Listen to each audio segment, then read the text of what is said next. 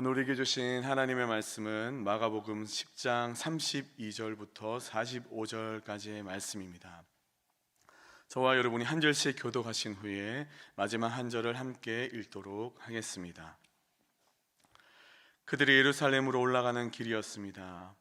예수께서 앞장서서 그리로 향하시자 제자들은 놀랐고 뒤따라가던 사람들도 두려워했습니다. 예수께서는 다시 열두 제자를 따로 불러 놓으시고 앞으로 자신에게 일어날 일을 말씀해 주셨습니다. 우리는 지금 예루살렘으로 올라가고 있다. 인자는 배반당해 대제사장들과 율법학자들에게 넘겨질 것이다. 그들은 인자를 죽이기로 결정하고 이방 사람들에게 넘겨줄 것이고 이방 사람들은 인자를 조롱하고 침을 뱉고 채찍으로 때린 뒤 죽일 것이다. 그러나 3일 만에 그는 다시 살아날 것이다.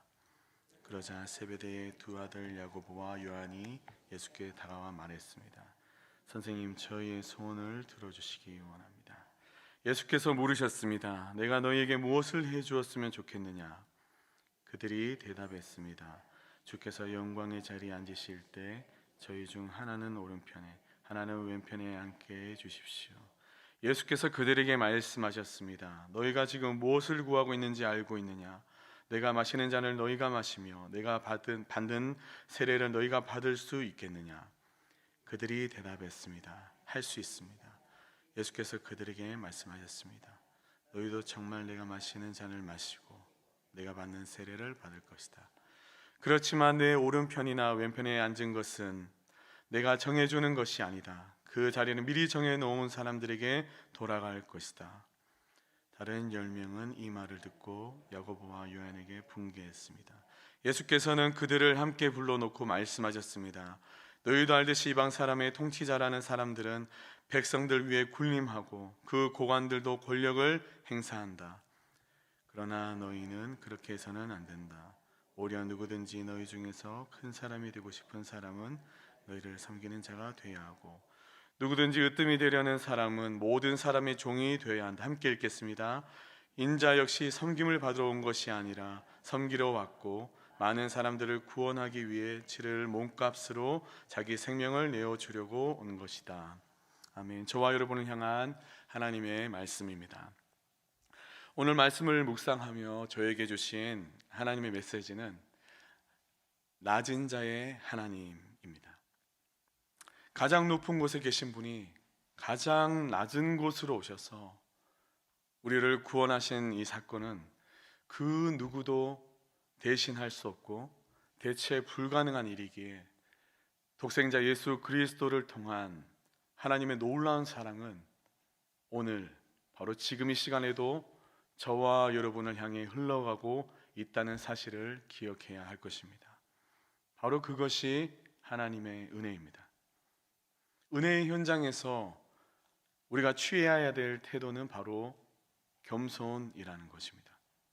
겸손을 놓치는 그 순간 우리는 어느 순간에 가장 높은 곳에 올라가 있는 자신을 발견하게 됩니다.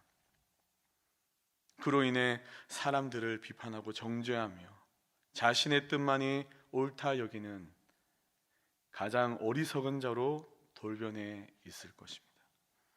오늘 말씀을 통해 우리 안에 숨겨진 교만을 내려놓고 겸손의 왕으로 이 땅 가운데 오신 예수 그리스도의 발자취를 믿음으로 따라가는 저와 여러분 되시기를 주님의 이름으로 축원드립니다.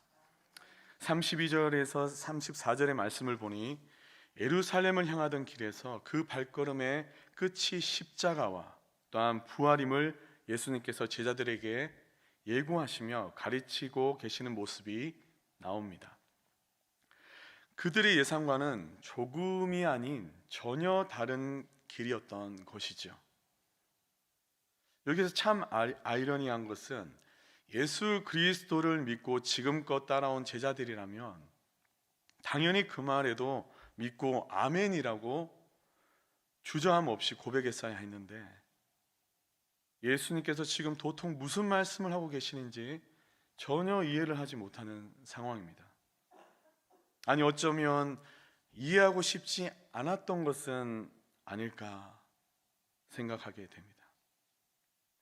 내가 듣고 싶은 것, 내가 취하고 싶은 것, 내가 원하는 것에 맞춰주시면 더 잘 믿겠다고, 더 한번 따라가 보겠다고, 그렇게 줄다리기 하는 신앙은 폭풍이 거칠게 몰아칠 때 그대로 폭삭 주저앉아 버리고 맙니다. 하지만 나에게 당장 이루어지지 아니하였다 할지라도 주님의 그 오른손을 끝까지 붙들며 인내하고 포기하지 않는 자들은 반드시 의의 면류관을 받게 될 줄 믿습니다. 그리고 나의 뜻보다 하나님의 뜻이 가장 선한 뜻임을 우리가 믿음으로 바라보며 하늘의 그 복을 누리는 인생이 되는 줄 믿습니다. 나는 지금 어떠한 제자인지 오늘 본문을 통해 자신에게 질문을 해봅니다. 겉으로는 주님께 영광이라고 고백하면서 정작의 그 상황과 분위기를 즐기고 누리고 있는 자신의 모습은 없는지 말입니다. 특히나 이제 찬양 인도자, 저와 같은 찬양 인도자들이나 단에 서 있는 어떤 설교자들, 리더십들에겐 어쩌면 더욱 노출되기 쉬운 자리인 듯 합니다.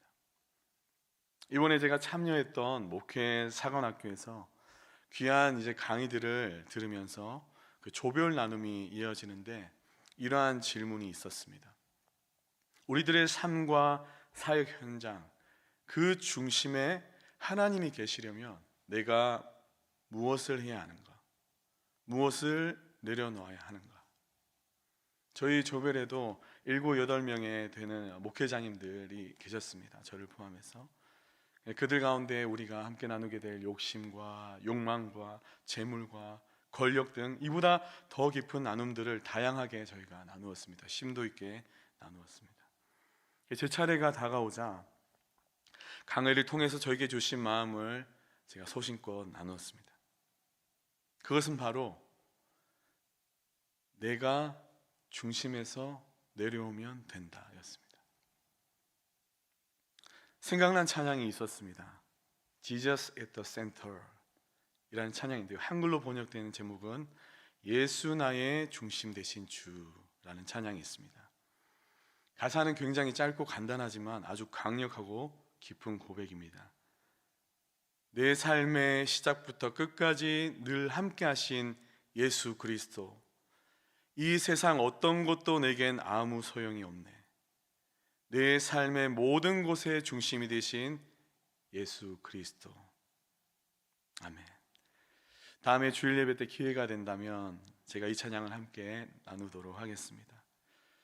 주목받기 쉬운 자리에 있는 사람들, 항상 그 중심에서 무언가를 진행하고 이끌어야 하는 사람들, 그에 대한 보상을 다른 것으로 채우려는 유혹과 속삭임이 늘 그들의 주위를 맴돌고 있다는 사실을 놓치는 순간, 그 순간 넘어지고 깨어지고 갈라지고 무너진다는 것입니다. 그리고 특히 나는 아니다, 나는 아니다 라고 생각하는 바로 그 사람이 어쩌면 오늘 타겟 1번이 될 수도 있다는 것입니다. 나는 오늘도 넘어질 수도 있고 교만해질 수도 있는 연약한 자이기에 오직 주님만 의지하겠노라 다짐하며 십자가를 향해 눈을 들 때에 하나님의 그 긍휼하심과 자비하심으로 우리를 지켜 주시고 보호해 주시는 분이 우리 주님이심을 비로소 깨닫게 된다는 것입니다. 제자들은 예수님을 따르는 길이 고난과 능력을 당하는 길이지만 그 끝은 영광이라는 사실을 깨달아야 했습니다. 하지만 이어지는 35절과 36절을 보니 야고보와 요한이 이렇게 이야기를 합니다. 함께 35절과 36절을 읽어보도록 하겠습니다. 시작. 그러자 세베대의 두 아들 야고보와 요한이 예수께 다가와 말했습니다. 선생님, 저의 소원을 들어주시기 원합니다. 예수께서 물으셨습니다. 내가 너에게 무엇을 해주었으면 좋겠느냐? 어디서 오는 자신감인지 아주 당돌하게 예수님께 이야기를 하는 모습이죠.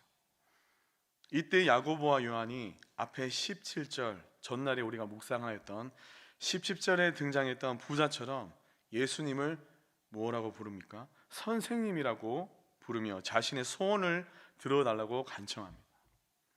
이것은 도대체 무슨 상황이죠, 여러분?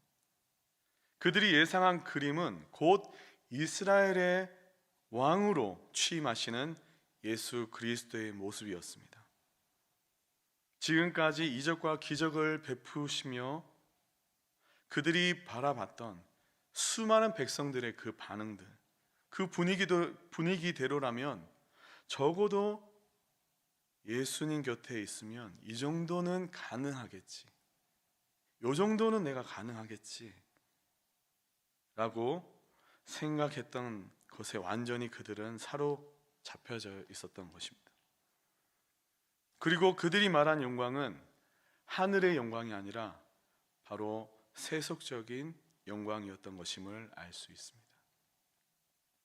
이 모습을 보면서 느낀 것이 있다면 예수님께서 친히 가르치신 말씀을 앞에 바로 코앞에 대놓고 무시한 것이죠. 사실 무시한 것이나 다름이 없음을 바라보며 당혹스러운 것을 넘어서서 사실 조금 무서웠습니다. 저는 보이지 않고 들리지 않는다, 느껴지지도 않고 요동하지 않는다는 것은 사실 참으로 무서운 일입니다.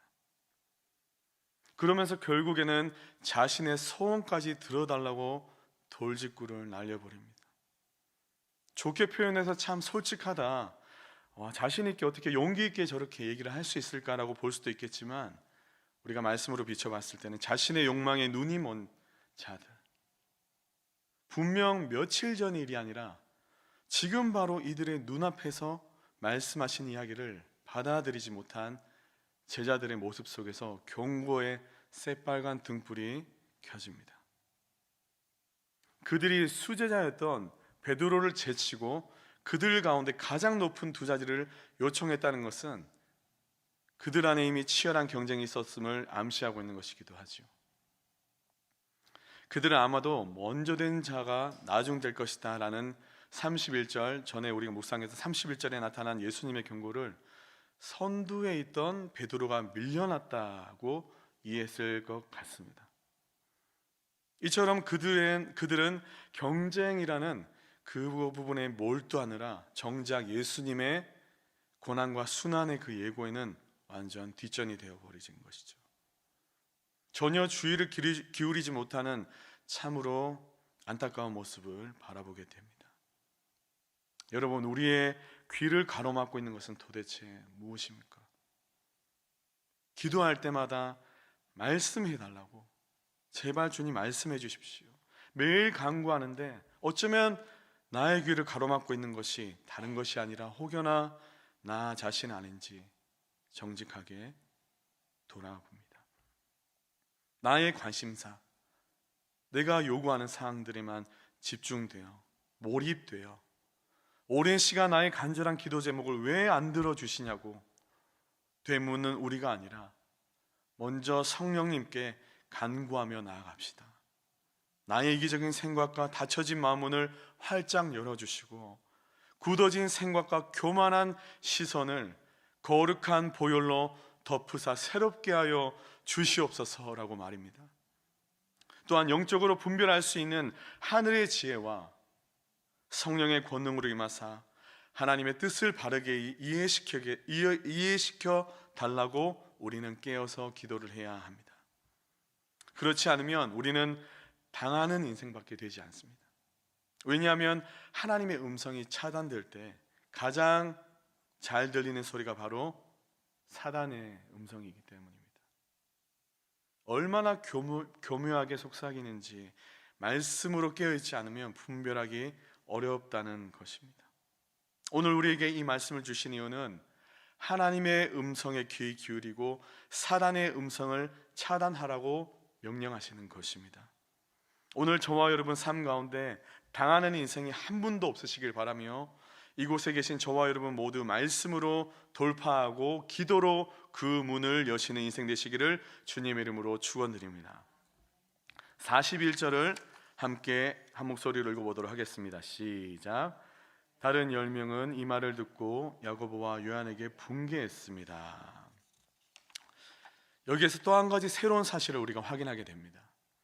다른 10명의 제자들이 분개하는데 그 분개의 이유는 정의에 불타서 분개하며 정신을 똑바로 차리라는 거룩한 분노의 분개가 아니라는 것입니다. 우리 모두가 놀라움과 깊은 안타까움을 느끼게 되는 것은 설마 했던 그 일이 그대로 일어난 셈입니다.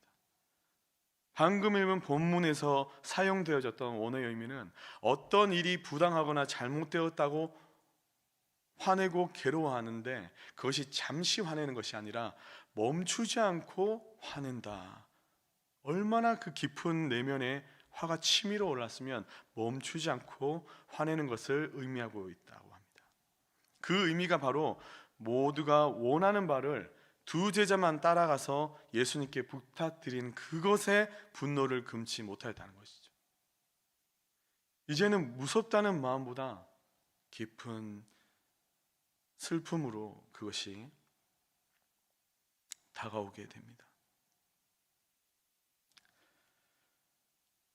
그리스도인들은 권력을 추구해서는 안 되며 권력의 자리에 혹 우리가 앉게 된다 할지라도 그 권력을 남용하지 말고 섬김의 리더십을 발휘해야 한다는 것입니다.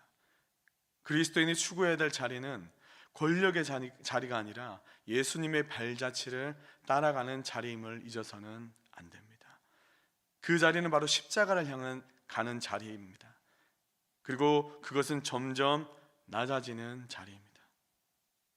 그리스도와 함께 죽고 그리스도와 함께 사는 자리이기도 하며 그 자리는 죽는 것 같으나 바로 우리가 살아나는 자리이며 낮아지는 것 같으나 참으로 높은 자리이기 때문에 우리는 기쁨과 감사로 그 자리를 향해 오늘도 걸어갈 수 있고 달려갈 수 있다는 것입니다. 우리 가슴에 한번 손을 얹고 저를 향해 따라 한번 고백하도록 하겠습니다. 사나 죽으나 주님의 것입니다.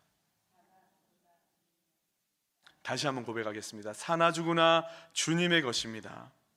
죽으나 주님의 것입니다. 아멘. 여러분, 이 고백을 기뻐하시는 분이 계시고요, 또한 이 고백을 두려워하는 것들이 있습니다. 잘 아시죠? 오늘 이 고백이 지금 이 시간만이 아니라 종일 드려지는 믿음의 선포 되시길 바랍니다.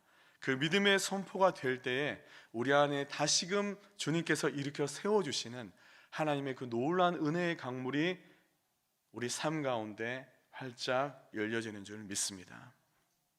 우리 43절부터 44절을 제가 읽도록 하겠습니다. 그러나 너희는 그렇게 해서는 안 된다. 오히려 누구든지 너희 중에서 큰 사람이 되고 싶은 사람은 너희를 섬기는 자가 되어야 하고, 누구든지 으뜸이 되려는 사람은 모든 사람들의 종이 되어야 한다. 돼야 하고 또한 돼야 한다 라는 말은 무엇을 할래? 라는 어떤 선택사항의 질문이 아니라 반드시 이걸 해야만 한다라는 명령문이죠. 만일에 본인이 그것을 하지 않고 명령을 했다면 아무도 따르지 않을 것입니다. 오히려 뒤에서 욕을 하거나 비방하며 따르는 척만 할 뿐이겠죠. 그것은 능력이 없고 영향력이 없다라는 사실입니다. 예수님께서는 크고자 하면 섬겨야 하고 으뜸이 되려면 종이 되어야 한다고 가르치신 후에 무엇이라고 말씀하십니까? 우리 마지막 45절을 한 목소리로 읽어보도록 하겠습니다. 시작. 인자 역시 섬김을 받아 온 것이 아니라 섬기러 왔고 많은 사람들을 구원하기 위해 치를 몸값으로 자기 생명을 내어주려고 온 것이다. 아멘.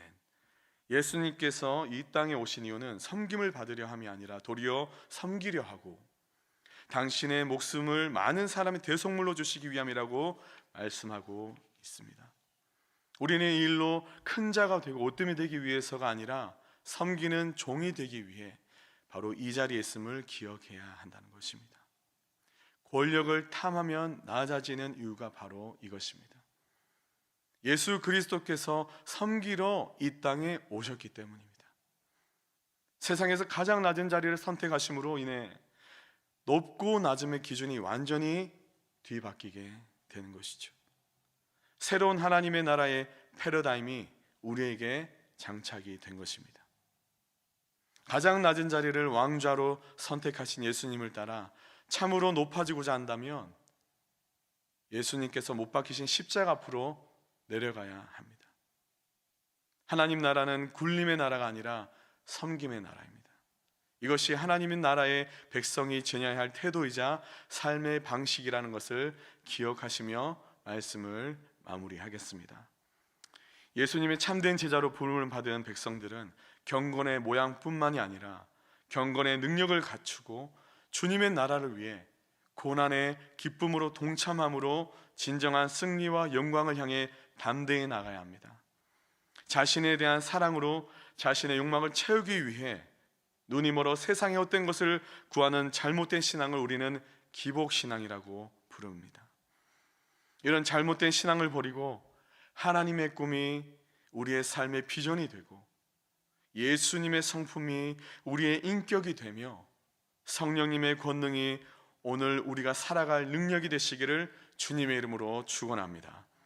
이 시간에 우리가 함께 기도드리며 나가실 때에 본문에서 본 야고보와 요한을 통해 우리가 가져야 할 경각심을 바라보기도 했지만 결국 그들을 주께서 사용하시기를 제자들 가운데 가장 먼저 순교한 사람이 바로 야고보였으며 마지막까지 남아 교회를 지키며 계시록을 기록했던 자가 바로 요한이었다는 것입니다. 지금 비록 우리의 마음과 시선이 여전히 나의 가정과 나의 삶과 사업에만 집중되어 있고 주님 뜻보다 나의 뜻을 이루기 위한 신앙의 여정을 걷고 있다 할지라도 바로 오늘 주님의 시선과 마음으로 돌이키며 예수님을 내 삶의 우선순위를 변화시킬 수 있는 것은 하나님의 포기하지 않는 사랑과 그분의 긍휼하심이라는 사실을 기억하시면서 우리가 이 시간 두 손을 들고 이 시간 우리 위에 그리스도의 십자가의 사랑과 아버지의 깊은 넓은 긍휼의 마음을 넘치도록 부어 주시옵소서. 우리 주여 한번 크게 외치며 통성으로 기도하며 나아갑니다. 주여, 주님 이 시간 오직 주님 한 분만을 우리가 바라보고 의지하며 나아갈 때 하나님 우리의 연약함을 오직 하나님의 강하심으로 붙드실 때에 하나님 우리 안에 있는 모든 우리의 교만과 우리의 시선과 우리의 좌절과 우리 안에 우리로부터 시작되던 모든 뿌리들이 예수 그리스도의 사랑의 뿌리가 심겨지게 해주시고 그로 인하여서 우리의 삶의 근본적인 변화와 다시 한번 회개가 일어나는 오늘이 한날이 되게 하여 주시옵소서. 그럴 때 하나님의 그 긍휼하심으로 우리의 삶이 송두리째 변화되어지는 놀라운 은혜를 우리 모두가 경험하는 오늘이 한날이 될 때에 주님의 나라와 주님의 뜻을 향하여 담대히 나가는 거룩한 군사로 하나님의 증인으로 살아갈 수 있도록 성령 하나님 우리와 함께하여 주시옵소서. 그 뜻을 이루실 주님 앞에 우리가 담대히 나아갑니다. 우리가 함께 나가는 이 믿음의 발걸음 가운데 주의 진리로 우리를 다스리시고 통치하여 주시옵소서. 우리 마지막으로 다시 한번 기도드리며 나가실 때에는 오늘의 교회 주제처럼 그리스도의 담대한 증인으로 살아가게 하여 주시옵소서. 누구든지 나를 따르오거든 자기를 부인하고 자기 십자가를 지고 나를 따를 것이니라 말씀하신 예수 그리스도의 참된 증인으로 살아가기를 이 시간 결단합니다. 오늘도 나와 우리 가정에 우리 교회와 공동체 가운데 그리스도의 거룩한 흔적, 지울 수 없고 부인할 수 없는 깊은 은혜의 흔적을 남겨주시옵소서. 세상 가운데 적당히 살아가는 자들이 아니라 세상이 감당 못할 빛의 자녀로 살아가게 하여 주시옵소서. 우리 다시 한번 주여 외치며 기도합니다. 주여, 주님 우리가 그리스도의 그 십자가를 향하여 담대히 나아갈 때에 그리스도의 참된 증인으로 살아가기를 이 시간 우리가 결단하며 나아갑니다. 하나님 오늘도 나와 우리 가정 가운데 우리 교회와 공동체 가운데 그리스도의 거룩한 흔적이 남겨지게 해주시고 우리가 지을 수도 없고 부인할 수 없고 부정할 수 없는 거룩한 은혜가 그 거룩한 흔적이 우리 삶 가운데 남겨지게 해주시고 가정 가운데 새겨지게 해주시고 교회와 공동체 가운데 뿌리 내리게 해주셔서 우리가 적당히 타협하며 살아가는 인생들이 아니라 오직 하나님의 그 뜻을 향하여 세상이 감당 못할 빛의 자녀로 빛의 공동체로 예배의 공동체로 성령의 공동체로 선교의 공동체로 살아가게 하여 주시옵소서. 겸손의 왕으로 오신 주님, 오늘도 진리의 말씀으로 우리 안에 세일을 행하여 주신 주님께 감사와 찬송을 올려드립니다. 우리 어두워진 눈을 밝혀주신 주님, 굳어진 마음과 시선을 새롭게 하시어 교만한 우리들을 긍휼히 여기시어 낮은 자리로 나아가 주님의 얼굴을 배웁게 하여 주시옵소서. 하나님 나라의 사고방식으로 살아갈 때에 하나님의 질서와 우선순위가 우리 삶에 바르게 세워지게 하시고 참된 제자로 살아갈 수 있도록 성령의 권능으로 다스려 주시옵소서.